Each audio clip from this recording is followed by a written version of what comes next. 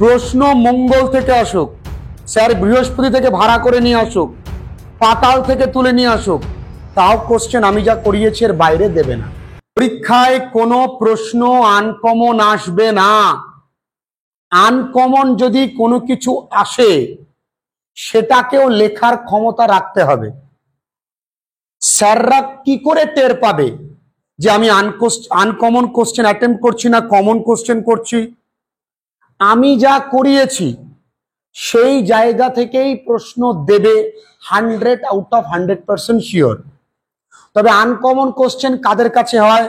বোকাদের কাছে, যারা জীবনেও বই পড়েনি, প্রশ্নটাই পড়েনি, শুধু উত্তর মুখস্থ করেছে, তাদের কাছেই কোশ্চেনটা আনকমন। আবারও বলছি, প্রশ্ন মঙ্গল থেকে আসুক, স্যার বৃহস্পতি থেকে ভাড়া করে নিয়ে আসুক, পাতাল থেকে তুলে নিয়ে আসুক, তাও কোশ্চেন আমি যা করিয়েছি এর বাইরে দেবে না। আমি এই কদিন যেভাবে বছরের শুরু থেকে প্রত্যেকটা গল্প, কবিতা, নাটক, ব্রড কোশ্চেন আনকমন আসলে কি করে লিখতে হয়, প্রত্যেকটা ক্লাস প্লেলিস্ট করে করে সুন্দর করে করিয়েছি। এই 1.5 দিন ভালো করে পড়লে, এই কয়েকটা মুহূর্ত ভালো করে পড়লে, তুমি যে কটা পড়বে তুমি নিজেও জানো তোমার মনে সাড়া দেবে আমি এই কটাই ভালো করে পড়ি। তবে চয়েস করতে করতে করতে যেন সংখ্যাটা একেবারে কমে না আসে।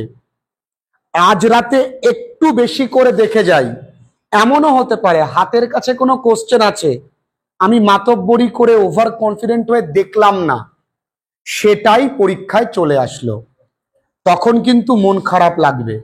আর আমাদের নোটসে কোনো কোশ্চেন কঠিনভাবে লিখে দেওয়া নেই, সব সহজভাবে।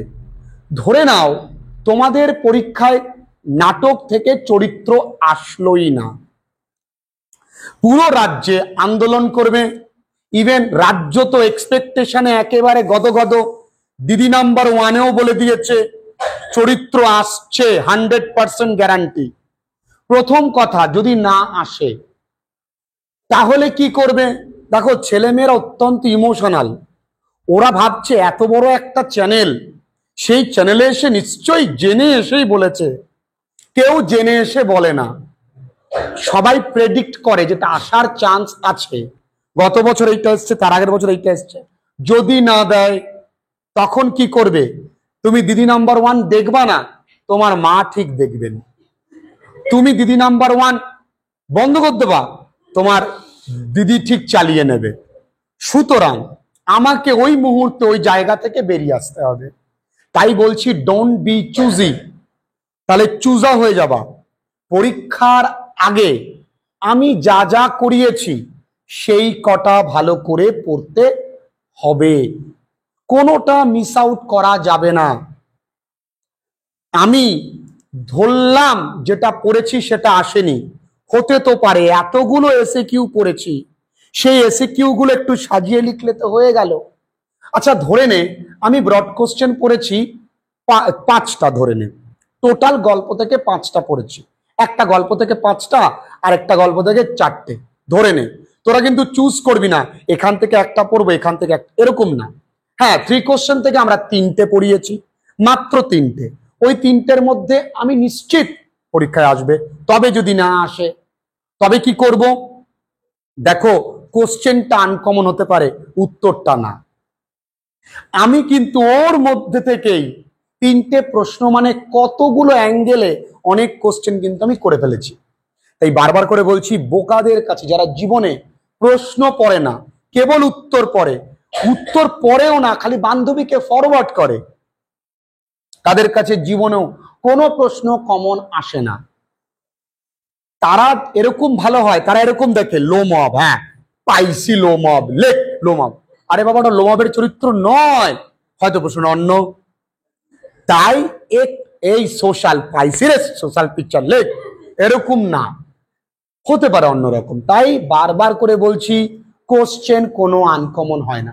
আচ্ছা, কোশ্চেন তো ব্রড কোশ্চেন, আমি বললাম না যেখান থেকে দিক ব্রড কোশ্চেন তোরা পারবি, চিন্তা নেই। তবে কদিন যেই স্ট্র্যাটেজি আমি বলে দিয়েছি সেই স্ট্র্যাটেজি মেনে চল, নিশ্চিন্তে পরীক্ষার হলে যা, বানানটাকে নির্ভুল লেখ। পরীক্ষার হলে স্যার কিন্তু তুই উত্তরটা অ্যাজ পার কোশ্চেন লিখছিস কিনা ওটা দেখবেন, কতটা স্ট্যান্ডার্ড লিখছে তার পরের প্রশ্ন, প্রশ্ন অনুযায়ী উত্তর লিখছিস কিনা দেখবে। তুই প্রশ্ন অনুযায়ী উত্তরটাকে সাজা। বানান ভুল করলে কিন্তু স্যার তোর কোশ্চেনের অ্যান্সার আঙ্গিকের জন্য নাম্বার কাটবে না, বানান ভুল হবে নাম্বার কাটা স্টার্ট করবে, গ্রামাটিক্যাল কনস্ট্রাকশন ভুল হবে নাম্বার কাটা স্টার্ট করবে, কাটাকাটি হবে প্রচুর পরিমাণে, ইলেজিবল হ্যান্ডরাইটিং, নাম্বার কাটা স্টার্ট করবে। এই জিনিসগুলো খামোখা ওই কমন কমন করিস না। আমরা যা দিয়েছি যা করিয়েছি এর বাইরে আসবে না।